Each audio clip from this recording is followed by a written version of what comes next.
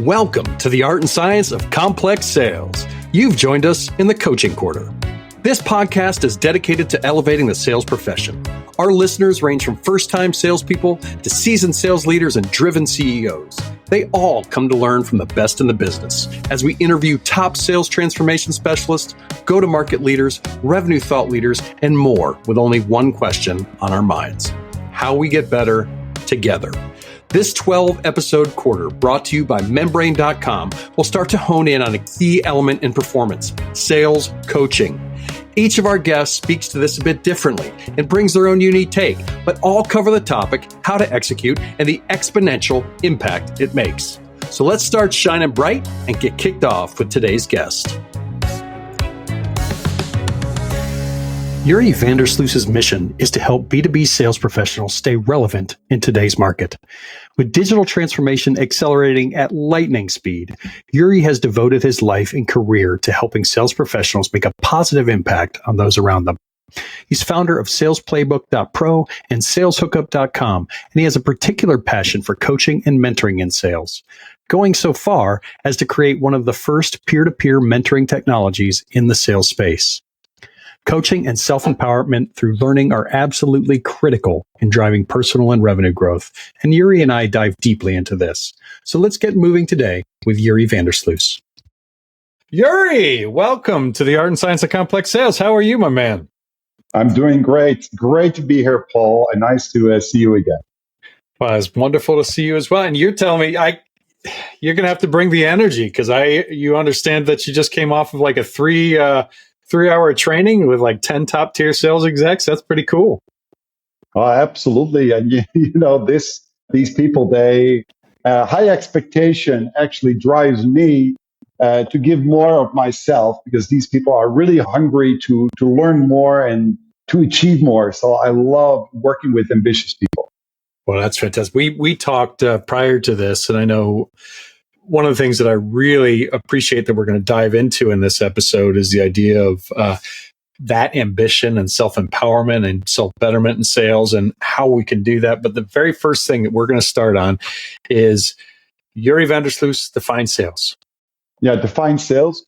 So selling is the art of finding out who to help the most in the best way with the products and services that you have to offer. And this art requires chemistry, knowledge of people, understanding content, and so many underlying strategies that it requires a lot of skill behind it to get better every single time. All right. Well, I have to ask you about that. So that is the art. What about the science? Yeah, nice. So either art is part of science, or maybe science is part of art. So obviously there is science behind everything, but also science is never fully developed. And there's always, even though you have a process, when you have 90% process, then 10% is the magic. And I don't think you can be good sales without a good, solid process. And at the same time, if you just follow the process, then you also cannot be successful, because you need that little bit of magic too. So it's that combination. It's process and magic. Well, let's talk about one of the things that I want to talk about is that 10%. Is that, and I love the way you put that, is that 10% of magic, right? Because that is what takes. That's what takes a good performer to a great performer and it's really is investing in themselves, investing in their skills. And you've done a lot of that. So when we talk about the idea of self-empowerment in sales executive out there, talk about self-empowerment, self-betterment, what are some of the things that come to your mind? So obviously when I've trained, I think about 30,000 salespeople within a few hundred organizations. So as a B2B sales expert, trainer, coach, an entrepreneur, I work with so many salespeople, and basically there are two elements to self-empowerment. One element or dimension is what the company offers you. So the company that you work for, they should, or some do, they enable you to be to be successful. They give you training, product training, unfortunately, still more than actually sales training, but they give you product training, sales training, tooling, sometimes coaching. That is all in terms of empowerment that is offered through the employer. But there's also an element that is self-empowerment, whereby salespeople themselves take ownership of their own journey. If you're really ambitious and really see sales as your career, you cannot always rely on your employer to supply you with training tools, knowledge, expertise. You have to make sure that you get better, because most salespeople, they don't have just one employer for their entire career, but your knowledge, your skills, your mindset, your learnings, you take that with you throughout your entire career.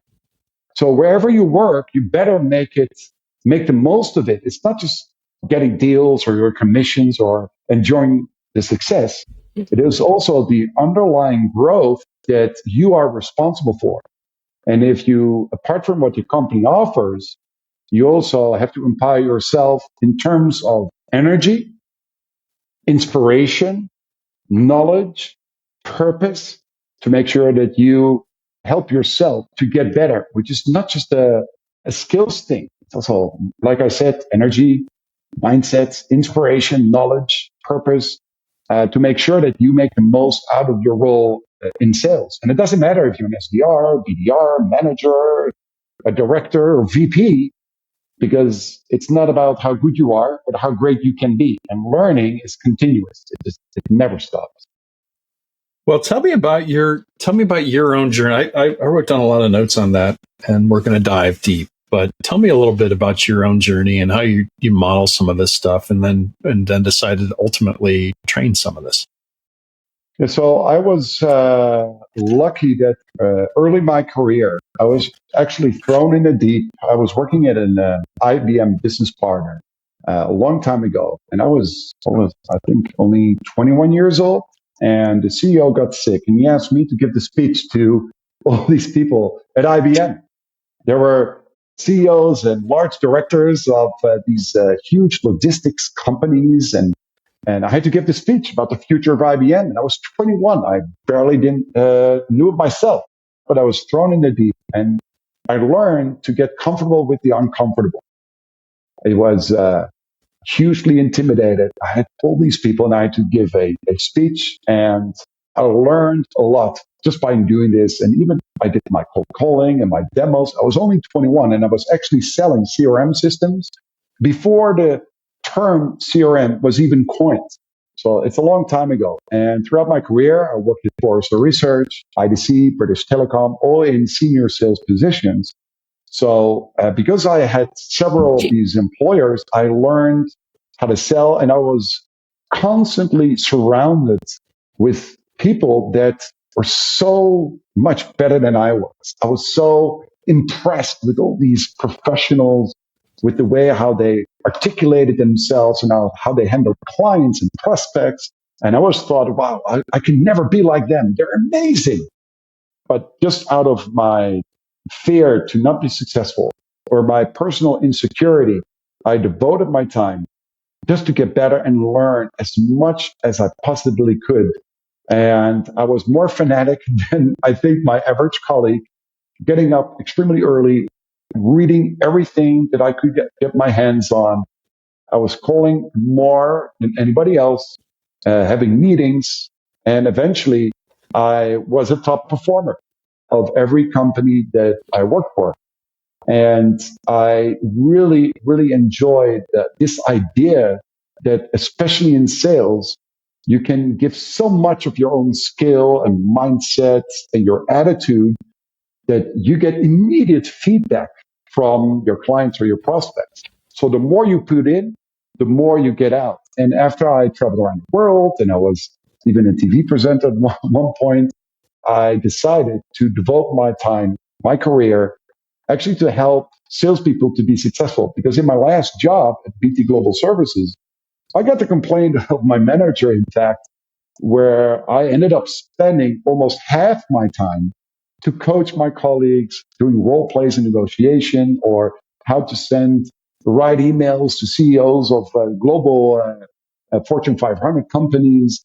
And I love to talk about sales and to do role plays and to come up with strategies to sign big deals. And it's one thing if you're successful yourself to sign deals, but it's even greater kick if you can help somebody else to truly be successful. And back in 2006, I decided to devote my time, my career, to help salespeople around the planet. I'm gonna focus on something there that you said that I think a lot of people miss. But you said get immediate feedback. So it's one of the professions that you are able to devote, time into developing yourself, and you do get that immediate feedback loop. But dive a little bit more into that. Like how do you that feedback loop, that learning, what you get, and how that kind of drives your progression. And so if you think about it, if you are a lawyer or if you are in marketing or you COO, a lot of these improvements or processes you put in place, there's a delayed feedback whether or not your strategy worked, which is also great from a strategic standpoint.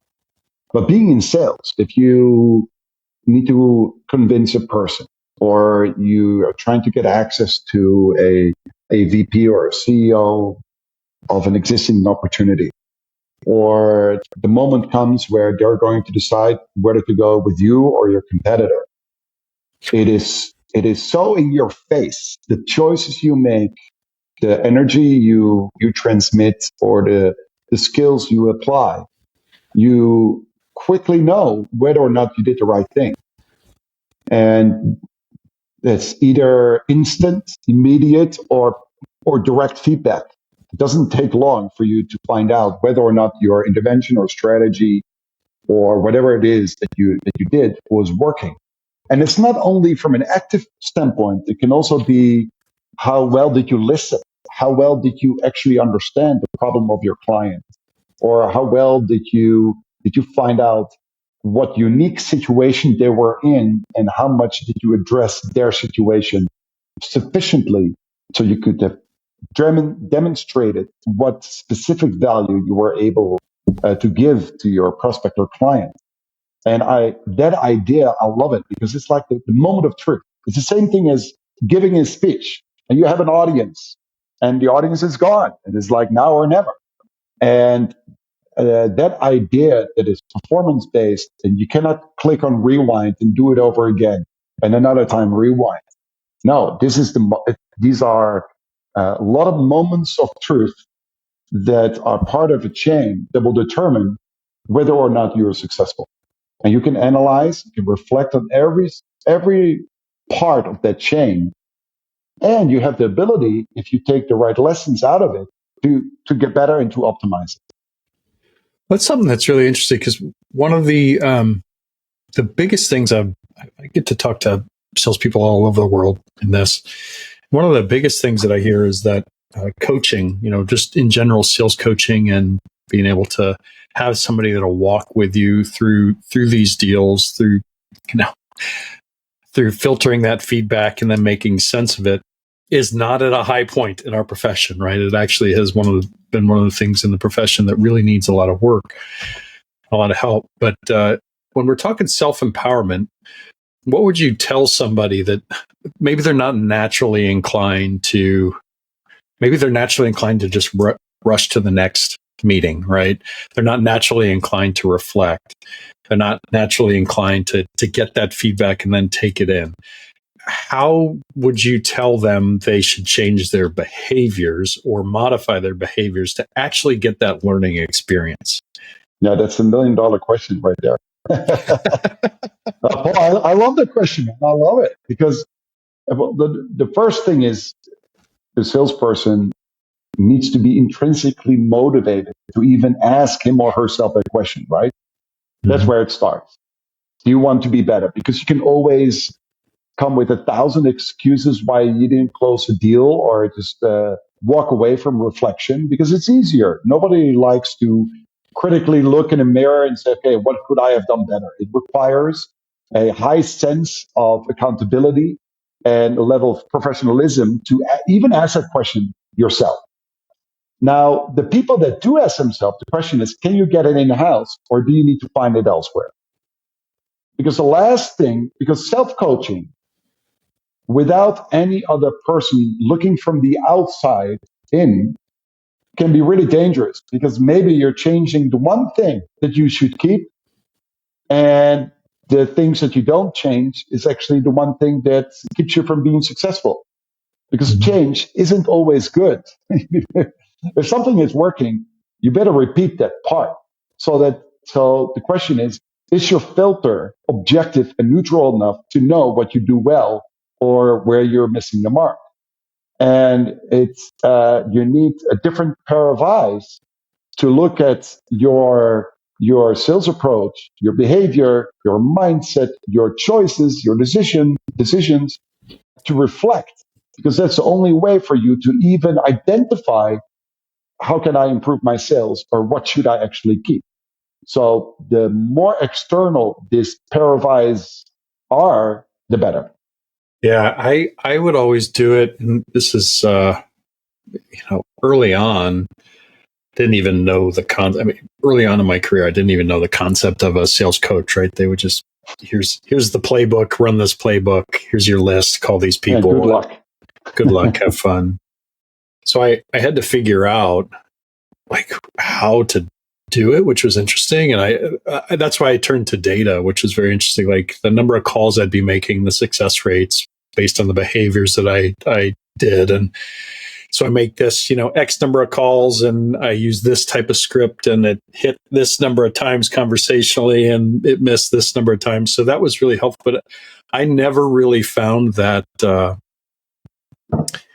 acceleration point until I had the outside person helping me look through that data, which was, self-coaching is pretty hard, but I do get so you're saying, you mentioned these words a lot. You mentioned intrinsically motivated, and then purpose, energy, inspiration. So this is a part of, if you don't have these in sales, like if you haven't connected your purpose to what you're selling or what you're doing, if you're not bringing the energy, if you're not inspired, how on earth are you intrinsically motivated or motivated to get better? And can we help those people get better? Yeah, and in fact, if you don't have it, the question is, how sustainable is your success? I mean, even money. I mean, it's nice to get a big paycheck, but even money, it's after a while, it wears off. You need to keep the fire burning, and you need to have this motivation, because you want to have sustained success as well as resilience for when things are tough, and it's not always easy or great. You will have periods where you're below target or you lose some big deals that you actually were counting on. And then it's buckle up, man. And so motivation keeps you strong also in tough times. It's the fire that needs to keep burning. That's actually the responsibility and the burden that salespeople have. Because if you're in a back office or you have other jobs, many other jobs in a company, they have a high level of predictability of success, because they don't rely on the outside world whether or not that they are successful. When you have an internal job, then you go to work, you do your thing, and you're fine. But in sales, if your client or prospect is not signing the contract, you don't get the revenue in, then you're out sooner or later.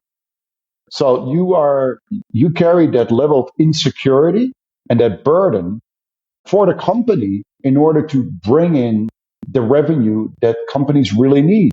Because the more revenue, the more profit, the better paychecks everybody gets, the more families that can be fed. I mean, everything is a value chain, and it starts with salespeople. Even if marketing may not do a good job of bringing enough inbound leads, still, the salesperson, you cannot afford to say, well, I didn't have enough leads. Sorry. Well, then, find your own. In the end, we have a target. We have a responsibility. And left or right, we need to get it. And that means that we have to work harder than anybody else. And we have to be okay with that additional level of stress and potential anxiety to keep going, even when it's tough, even when people either scream at us or tell that they are disappointed in our numbers. We have to take in all the shit in order to keep going. Yes, because you know what they say, you're as good as your last month or your last quarter. And it starts with zero. Here we go again, and again, and again, and again. And so it requires a lot of resilience and motivation to keep performing, because everybody can have a bluebird or be successful 1 year. But what about the next and the third and the fourth? And then they raise their targets. You know, I know the game. So it's not easy. So I truly believe that salespeople can also seek out other salespeople and other peers to get inspiration, to get insights from others in order to, because I believe, here's the thing, Paul, and I love this stuff because I've seen so many salespeople. You know, as I mentioned before, I trained about 30,000, and I've seen so many people that start out somewhere and they have that fire burning. They are motivated, but along the lines, they tend to lose it. And how they solve it is by going somewhere else. It's like, okay, let's start over. But obviously, you cannot escape yourself, because after 1 or 2 years, you cannot keep switching to new jobs and start over again. And I see a lot of salespeople that the fire, it slowly goes out, and they get disappointed in their environment, and they're not enabled enough, and they're more like their manager. It just keeps on going. And in that particular moment, it would be so nice if there's someone else whispering in their ear, so, you know, sit it out. You will get better, and train yourself. Be better, because every day you work is a day that you should be always more loyal to yourself than the company that you're working for. And the greatest gift you can give yourself is self-betterment, because you take it with you. I remember in that first job when I was working as an IBM business partner, and this was many years ago, and I quit my job. I was young, I was 21, and I wanted to work somewhere else. And the last day, I worked until Friday night at 10 o'clock, my last day at work. And I didn't think that they treated me fairly, and I wanted to work somewhere else. And I worked until Friday, 10 o'clock. My friends at the time, they were drinking, they were in a bar, and I was late on Friday night, was there at 11. I said, come on, dude, you quit your job. What do you mean you worked late? Who does that? And they thought it was really weird. And I said, I didn't do it for them. I did it for me. I have my own level of professionalism. This is not about them. This is about me. So I think that is a real opportunity that salespeople should realize, maybe more than a lot of them do, that even when things are tough, that is precisely the moment that you can seek out inspiration, energy, get other fresh eyes to look at where you are today. So you make the right choices every single day. Well, I love the line, you cannot escape yourself.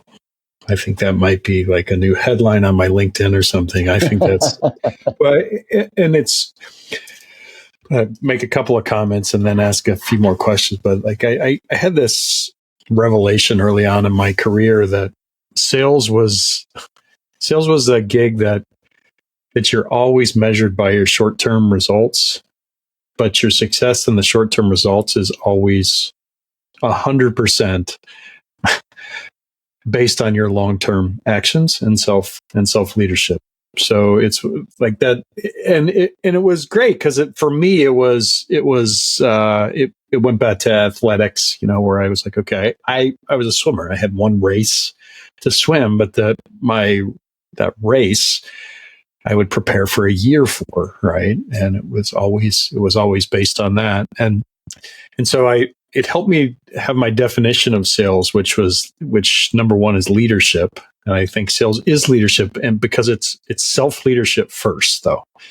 But you have to focus on that self-leadership first. And I want to talk a little bit more with you about the mindset in a second. But the second, because you have to lead yourself to lead others. And then service, which is I have to help serve somebody to help them get to their what they need, right? I say it's service because you're helping somebody get what they need, not necessarily what they know they need, but what they need and what's beneficial. And then wayfinding, which is figuring out how that path, right, goes together. But what really strikes me is what you're talking about is extremely good, because how do you help people? And we're going to dive into some of your life's work, but how do you help people take that burden of self-leadership, right? And say, okay, I can't escape myself, but then, get that motivation, that mindset of self-leadership. How do you help people? And companies do that, and then individuals as well. So that question makes sense. I hope it made sense, because sometimes I ramble.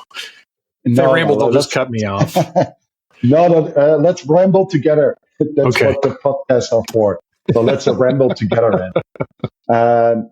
So I think what your question is, how do you help people personally as well as companies to identify their opportunity of leadership? Yep, and keep a mindset of leadership. Like sales, keep that mindset, right? That mindset of persistence, that mindset of bringing the energy, that mindset of keeping going. It's one thing for a company to say, you need to do this for us, but that doesn't ever work. That's horseshit. And then you go and then individually, it's really hard to do that on your own, right? You're hitting win rates of 50% if you're a great salesperson. So that's the question, is how do we coach that mindset organizationally as self-leadership and then keep that fire burning? Well, that's beautiful. So it's a very broad question, and I can answer that in so many different ways. But the first thought that comes to mind, if you talk about leadership, is first you have to understand your purpose, why you do what you do. It always goes back, because apparently the situation requires more of you. Otherwise, no intervention is needed, whatever it is. So that starts with the why and the purpose. So let's say you know why you do what you do and you really care a lot about it. Then it comes down to, what is the overall responsibility that we carry, and what is my responsibility within that? What am I accountable for? And leadership, in the end, it is understanding what are the outside factors that I don't control, and what are the factors or the elements that I do control. And if you understand the purpose, you understand the overall responsibility, and you know what your part in it is, then leadership is all about understanding, where do I, it's like Stephen Covey, right? Where is my influence? What can I change? What is it? What is within my range of influence, and that I will take full ownership of? Because the opposite of leadership is victimhood, that you're a victim of your environment. And every salesperson, they can list 1,000 things that will make it really difficult for them to sell. It's the wrong target. It's the wrong ideal customer profile. The leads are not good. And the clients that have been allocated to me, they already wanted to cancel. And the market is down, and people are not available, and our prices are too high. And the list goes on and on and on and on. That's easy because we see around us the things that are not right or not correct within any organization. But that's the opposite of leadership. Because leadership doesn't look at what's wrong outside of me. What can I change? What can I influence? So you can still see it, and you can still address it, but you cannot use it to slow you down. Responsibility is, I keep going and I rise up, even knowing that my environment is suboptimal, to use a politically correct term, or your manager or the director or the lack of vision of the company. It doesn't matter, because responsibility means you stand up and you carry all that crap and you still continue. That is leadership. Because it's easy to complain and look around what's not right. It's more difficult to say, I know my part in it and you can count on me. And that is on the individual side. From a company side, and I also deal a lot with commercial leadership and sales leadership, and I always say urgency needs to start from the top. A salesperson can never feel urgency if the C level doesn't carry the same level of urgency and interest in actually sales. You can expect results just to magically appear. So leadership from the top means to understand what is needed to be successful and fully own it. And what I see a lot of CEOs and VPs, even VPs of sales, they mistake leadership with shifting responsibility. To shift and delegate responsibility doesn't mean that you eradicate your own accountability. And they just delegate it and they think, they shift the responsibility and they think, okay, now I just look at the numbers and that's it. They didn't do their job. No, you're still accountable for everything. So that leadership means that if they are not successful, the target is on your head eventually. And then we go back. You can complain they cannot do this and they're wrong here and they are not effective in this side. But then commercial leadership is about looking in the mirror. What can I do? How can I be more accountable to change what is in my influence? And usually the higher you go, the more afraid they are to call out things that are crap, that are not good, and it becomes more political. And they need to speak out. They need to show their true colors because they should have skin in the game as well. Otherwise, they are weak leaders and CEOs need to get rid of them or themselves if they're part of the problem. To lead leaders, you need to lead. Yeah. Yeah, absolutely. Absolutely. I wrote down this one. The shift responsibility doesn't mean you eradicate your accountability. That's beautiful. It's another, I'm going to take that as well and have another LinkedIn post on that. Cannot escape yourself. So tell me a little bit, we're going to shift from this because I think we both view sales and that energy the same way and keeping that mindset and that ability. I mean, if you choose to take responsibility for a role, I think you choose to do it well. And there's that aspect. And that purpose and keeping that purpose is incredibly high. How do you, some of your recent work has really focused on making connections available, making connections and coaches available to salespeople. And I think to be able to help with that self-empowerment. So can you tell us a little bit about that? Yeah, absolutely. So actually it started out in COVID. I did a webinar, 150 people showed up. And I noticed after my webinar where I was focusing on how can you sell in crisis? So I was defining this new method. It wasn't spin selling or solution selling or challenger sale. I created my own method how to sell in times of crisis. And after the webinar, I noticed that out of the 120 people, they actually wanted to talk to each other and learn about, okay, what are you doing? What is your sales strategy? So I wanted to set up this platform, if you will, where I would connect these salespeople because they're in different countries, they're different people, they would never meet each other. And therefore, it would be great to mirror each other and help each other and collaborate. So I set up SalesHookup a few years back. Now we have 2,500 members. And basically, you meet each other a few times a week. And you are matched. You don't have to do anything. You just click on Thursday, 3 o'clock, whatever time zone you're in, or Friday, 10 o'clock. And you're matched with another sales professional, only B2B people. They can be trainers, they can be coaches, they can be other sales executives. And there are companies like Google or LinkedIn or Microsoft, Vodafone, HubSpot. We got companies from all over the world, 51 countries. And when you meet somebody that is there to share, learn, and collaborate, you find yourself talking to a peer. You are way more open than speaking to your colleague, because then you may not show your weakness, or you may not want to show that that part is that's a bit vulnerable. It's like sitting in an airplane and you're flying to Australia, and the guy next to you actually has the same job somewhere else in another country.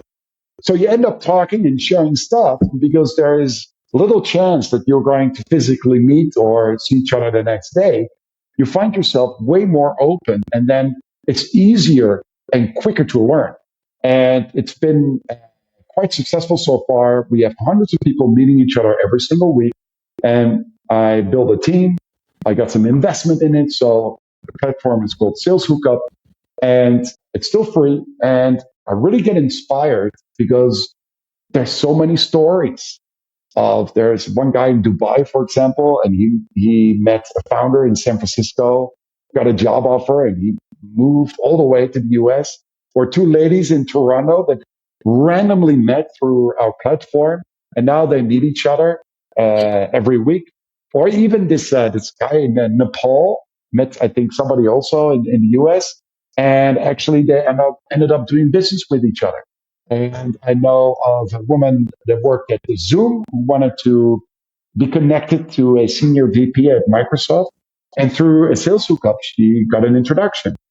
So when you help each other to succeed, salespeople actually are the best people in the world because they're not afraid to meet other people. They're not afraid to ask, and they recognize needs more than anybody else. I really refuse the idea that all salespeople are opportunistic bastards that are only out there for themselves. I really think that there's a huge portion of salespeople that want to give, they want to collaborate, and that do understand we're all in this together and we can help to accelerate success. And that is why we launched this platform. That's super exciting. And congratulations, by the way, because that's a lot of hard work getting that launched up. And it's saleshookup.com. Just make sure. Yeah, saleshookup.com. And we will be launching lots of exciting features in the future. And I know the team is working really hard. And we have about 50 members signing up every single week. And I think this is when you live in purpose, then time is always in your advantage because every day is another day that you are on the right track. That's wonderful. And I'm gonna go through my notes here. I'm gonna see if I can summarize our conversation with some of the key points here because I think if I can do this, I would. Well, I'll pat myself on the back, but I also think that we went all over the court, all over the place. And I think it really starts with, and this is your why, right? So you now have a why of empowering salespeople across the world to be able to self-empower themselves and get better, right? So, but for any salesperson out there, making sure you spend that time and define your why and getting down into it, right, is incredibly important. Your why for yourself is, as well as how that attaches to your why for your company. That allows you then to self-lead, which allows you to lead and serve others and allows you then to focus on things like your mindset. And at the same time, Paul, another reason why this is so important is in sales, you can see it as a triangle. You're selling the company, you're selling your product or service, but you're also selling yourself. Those are the three elements: yourself, your proposition, and your company. When you meet your clients or prospects, then the human element is still extremely important. You cannot only talk about the proposition and then the company and that's it. You are also an identity yourself. You influence that process. You make those connections, and your word is your bond or not. And what you say, do you believe yourself? What values do you believe in? And if you have your own why, I think that is also something that clients and prospects are looking for, especially when they're going to make risky choices that involve a lot of money or really new products or that are not proven yet, or something that when it's a high risk choice for them internally even, then they want to know what values do you stand for. And if you haven't defined your why, or if you only think that you're the middleman of your company, your client, then you lose out and you miss out. And I think when you are genuinely connected to what you do and who you are, I think that resonates. It has to resonate because as a client or as a prospect, that is what you see. That is what you judge other people on. Amen. Amen. Preach. I love it. No, I love it. And I would offer that as a initial feel, like that's a huge thing to share on things like SalesHookup. Why am I doing this? And why am I in this gig? Because you have a reason, right? And if you haven't taken the time to define that and define your own, then you're going to always miss on how you connect that to the companies, right? And connect that to what you're doing. So Great work, my man. Great work. Keep it up. I'm so pumped by this, by SalesHookup. I'm so pumped, but we didn't even get into your other work. I will make sure that I introduce that and put it all on LinkedIn relative to the podcast. But how do people get in touch with you, Yuri, if they want to? Yeah, so if you're interested in a platform and connect, go to saleshookup.com, or otherwise, Yuri van der Sluis, Sluis. Just find me on LinkedIn and connect with me. Ask me any question. I'm here to help. I can connect you. I'll do whatever I can to serve. Your passion comes through in your voice. People are going to hear that. You absolutely have it. Make sure everybody you're out there connecting with Yuri, and check out SalesHookup. He's also the founder of Sales Playbook Pro. So check out some of his work there. And Yuri, with that, any final words before we sign off? Listen, I just want to say thank you, Paul. Amazing. And thank you so much for having this podcast with me. You got it. You got it. This is connected to my why, which is awesome. All right. With that, everybody, keep shining bright. We'll be signing off from the Art and Science of Complex Sales, and have an absolutely amazing day. We'll see you. Thank you so much for joining us today on the Art and Science of Complex Sales. Please take a moment, like, subscribe, share this podcast on all your favorite platforms, and let's get the word out. This podcast is proud to be brought to you by Membrane.com. We are the world's top B2B sales platform. And in the world of B2B sales, with everything from prospecting to business acquisition to managing complex growth, Membrane has the right size technology for your sales team. Our latest innovation, the Coaching Cockpit, empowers your leaders, managers, and team with the information and tools they need to take their skills to the next level and to take advantage of the exponential power of effective sales coaching. With our technology and the top team of sales partners around the world, Membrane is helping to achieve our driving vision. This is, quite simply, elevating the sales profession. To learn more, find us at www.membrane.com. That is membrain.com, or contact us via email at sales@membrane.com. Keep shining bright and have a wonderful day.